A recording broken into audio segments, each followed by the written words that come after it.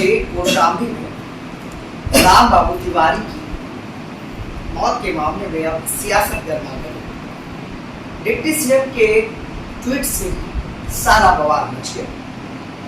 बताया जा रहा है कि तिवारी के बेटे सिद्धार्थ पर छेड़छाड़ का एक मुकदमा दर्ज हुआ।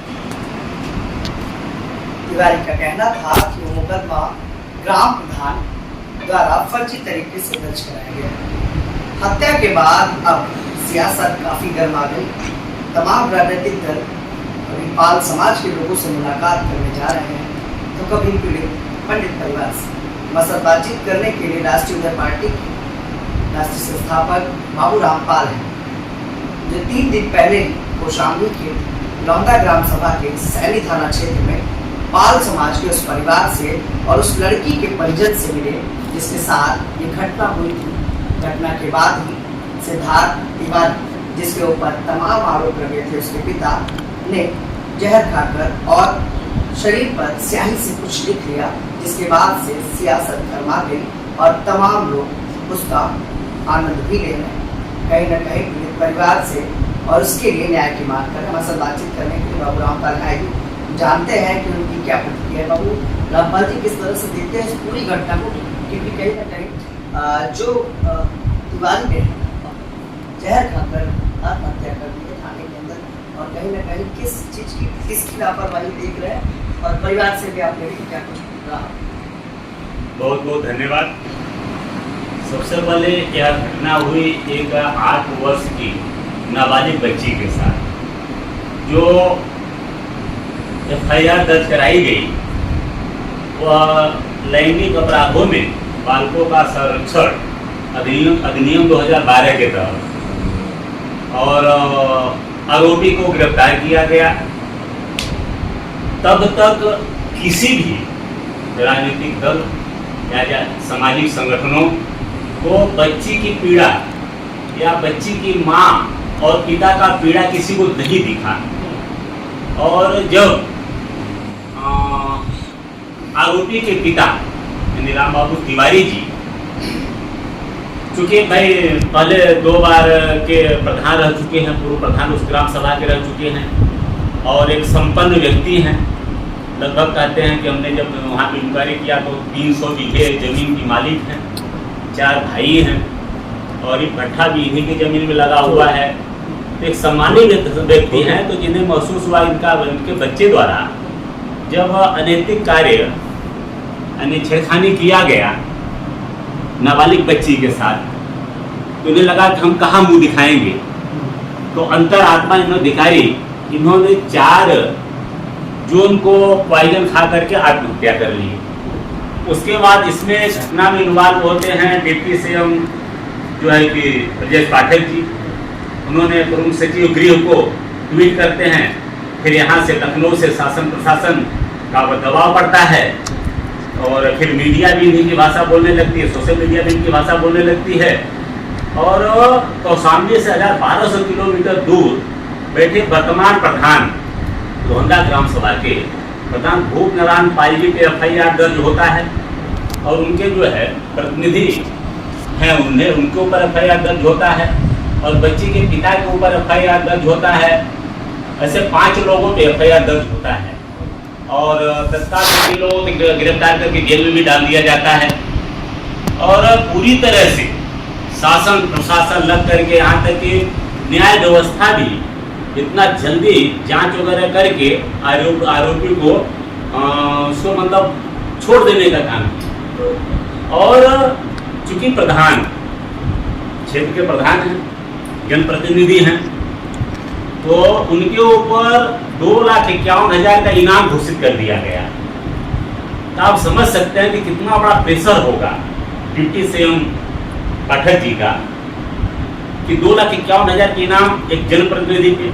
भाई आरोप है कि FIR प्रधान जी भूप नारायण पाल जी ने FIR दर्ज कराया, तो स्वाभाविक सी बात है उनके क्षेत्र की घटना है। अगर कोई बच्ची या पीड़ित अगर उनके पास जाएगा, अपनी फरियाद लेकर के जाएगा, अपनी फरियाद सुनाएगा, कोई जनप्रतिनिधि होने के नाते कोई FIR ही तो कराएगा थाने पे। तो उन्होंने अपने कर्तव्य का पालन किया लेकिन अब हालात के प्रधान पे ही FIR दर्ज हो गई।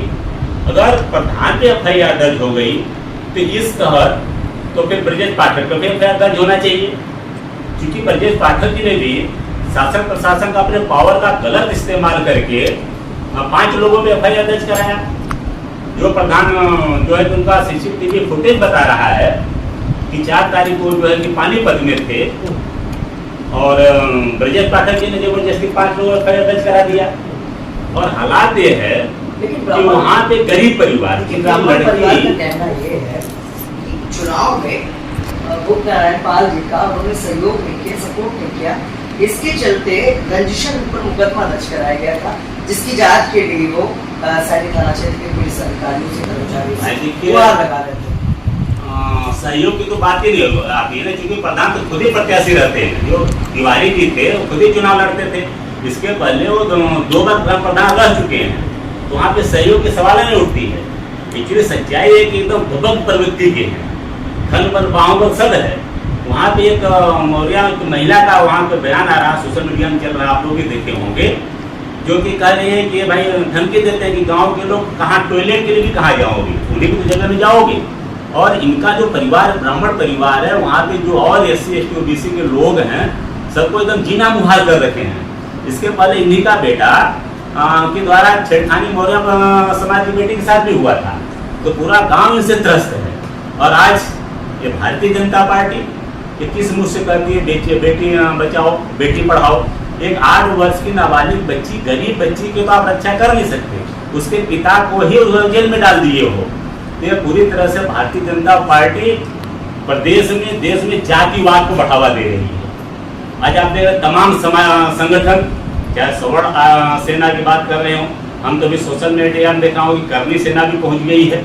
और हमने देखा कि कोई एक महंत हैं, शायद संत हैं, गोरखपुर से कहाँ से वह भी पहुंच गए हैं, मदद कर रहे हैं। भाई जब संत लोग ऐसा जब भेदभाव करेंगे, अब करनी सेना जब यह भेदभाव करेगी, कोई भी सेना हो, कोई भी संगठन भेदभाव करेगा, तो दलित, पिछड़े, वंचित, शोषित गरीब व्यक्ति कहाँ जाएगा।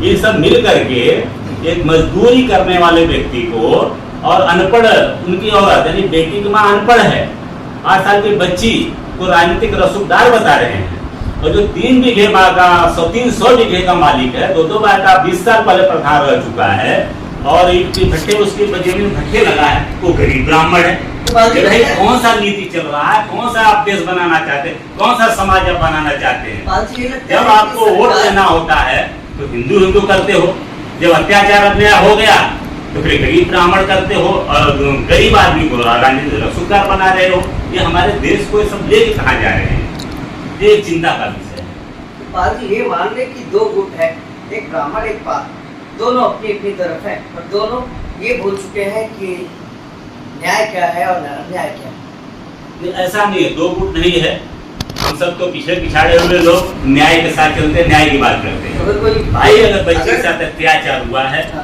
हम रेप की बात, हमने वहाँ गया, जो SIT टीम गठित हुई है, पीड़ित परिवार दरवाजे पर वहाँ पे SIT टीम भी हमें मिली, तो SIT टीम ने बोला कि भाई रेप नहीं हुआ है। हमने कहा कि आपसे किसने बोला रेप हुआ है। बच्ची शुरू से कह रही है कि हमारे साथ जो है कि बदतमीजी हुई है और आप रेप ढूंढ रहे हो, उन्हें रेप की पुष्टि नहीं। भाई हमने पुष्टि कैसे होगा, रेप हुआ ही नहीं है। बच्ची शुरू से अपने बयान में भी कह रही है कि हमारे साथ बदतमीजी हुआ है, अपने FIR में भी वही दिखाई कि हमारे साथ बदतमीजी हुआ है, तेरे की पुष्टि कैसे होगी। आज उस ब्राह्मण बुजुर्ग की तो मौत हो गई ना बाजी, क्या लगता है उसके लिए न्याय नहीं होना चाहिए। देखिए धरती का सबसे बड़ा पीड़ित घिनौना कार्य आत्महत्या है।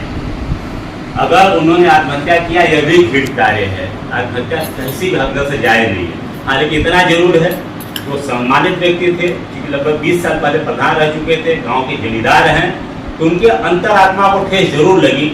जिनका बेटा चरित्रहीन हो जाए तो आदमी आत्महत्या अगर कर लिया फिर नहीं करना चाहिए, सच्चाई ये है। बाकी उसमें फंसाया जो जा रहा है, 5 लोगों का FIR दर्ज है, हमारा विरोध है। फिर बेगुनाह को क्यों फंसा रहे हो? क्या आप चाहते हो कि बेगुनाह भी आत्महत्या कर ले? अभी मैं था जब 10 तारीख को पुलिस अधीक्षक महोदय को ज्ञापन दिया कौशाम्बी, तो पीड़िता की माँ कहते हम अपने, अगर हमें न्याय नहीं मिला, हमारे पति को नहीं छोड़ा गया हमारे लोगों को, तो हम अपने बच्चों के साथ आत्महत्या कर लेंगे। इसका जिम्मेदार कौन होगा? क्या ये ब्रजेश पाठक होगा, क्या ये सिस्टम होगा, क्या ये सरकार होगी? तो अगर बच्चे की माँ अगर आत्महत्या न करे, इससे पहले उनको न्याय मिलना चाहिए। जो उसको झूठे केस में फंसा करके जेल में डाला गया, उनको जेल से छोड़ा चाहिए, ये केस वापस लिया जाना चाहिए। जो 2,51,000 का इनाम है, ये भी सब खत्म किया जाना चाहिए, तब ये न्याय होगा। अगर नहीं तो राष्ट्रीय पार्टी और तमाम लोगों के साथ मिलकर, जो न्याय चाहने वाले लोग हैं, न्याय को मानने वाले लोग हैं, सबके साथ मिल करके अभी हम पीड़ित परिवार से बात कर रहा हूँ। पीड़ित परिवार को यहाँ पे आने के सहमत हुआ, तो हम 24 तारीख को, 24 जून को राज्यपाल महोदय को ज्ञापन दूंगा और हम मांग करूंगा कि जो निर्दोष पे झूठा FIR हुआ है, ये कैंसिल करके उनको छोड़ा जाए और जो गिरफ्तार किए गए उनको तुरंत रिहा किया जाए। और पीड़ित बच्ची को कम से कम, इस परिवार को, गरीब परिवार है, आज जो लोहिया आवास में रह रहा है, कहाँ चला गया प्रधानमंत्री आवास? इस गरीब परिवार को नहीं मिला है। इस बच्ची को, इस परिवार कम से कम 50 लाख की मुआवजा मिले, ताकि सम्मान से रह सके, जी सके गांव में, और सुरक्षा इसे मिले। इस पूरी केस की CBI जांच करके पूरा न्याय किया जाए, दूध का दूध, पानी का पानी किया जाए, जो दोषी हो उसे सजा दिया जाए, बाकी निर्दोष को इसमें बरी किया जाए। ठीक है, बहुत बहुत धन्यवाद। ये थे हमारे साथ राष्ट्रीय पार्टी के संस्थापक बाबू रामदास। उत्तर प्रदेश के कौशाम्बी के लोहंदा